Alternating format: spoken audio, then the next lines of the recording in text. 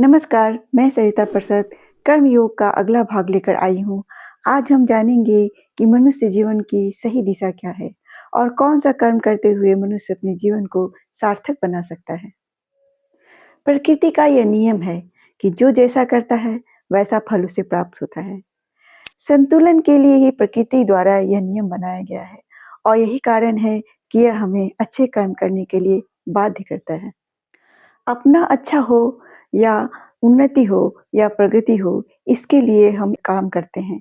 इसका परिणाम हमारे परिवार पर, समाज पर भी पड़ता है। यहाँ तक कि देश पर भी पड़ता है, देश के विकास पर और उसकी उन्नति पर भी इसका प्रभाव पड़ता है। मनुष्य के जीवन में उद्देश्य का होना क्यों अनिवार्य है? प्रकृति हमें अनेक सुविधाएं देती है, अवसर भी प्रदान करती है। हमें चाहिए कि हमें अपने जीवन में एक उद्देश्य को शामिल करें और उस उद्देश्य को पूर्ण करने के लिए अपने जीवन को एक सही दिशा दें और अपने समय तथा ऊर्जा का सही उपयोग करें। जहाँ नकारात्मक चीज़ों का आवागमन रुक जाता है, वहाँ उन्नति संभव है। मनुष्य को चाहिए कि अपने जीवन में संतुलन बनाने के लिए एक उद्देश्य को लेकर चले और नकारात्मक चीज़ों से दूर रहे।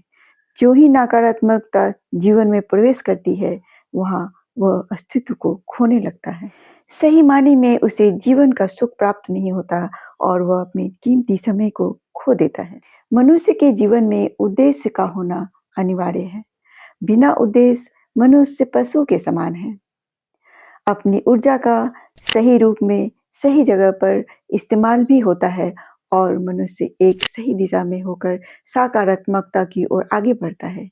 जहाँ उद्देश्य है, वहाँ सकारात्मकता खुद ब खुद आने लगती है और नकारात्मक सोच खुद ब खुद दूर जाने लगता है। हम सदैव अपने लिए ही जीते हैं, अपने सुख सुविधाओं की प्राप्ति के लिए ही जीते हैं और दूसरों को कष्ट को देखकर उसके हक को मारकर हम सदा खुश रहते हैं। बल्कि हमें ऐसा नहीं करना चाहिए।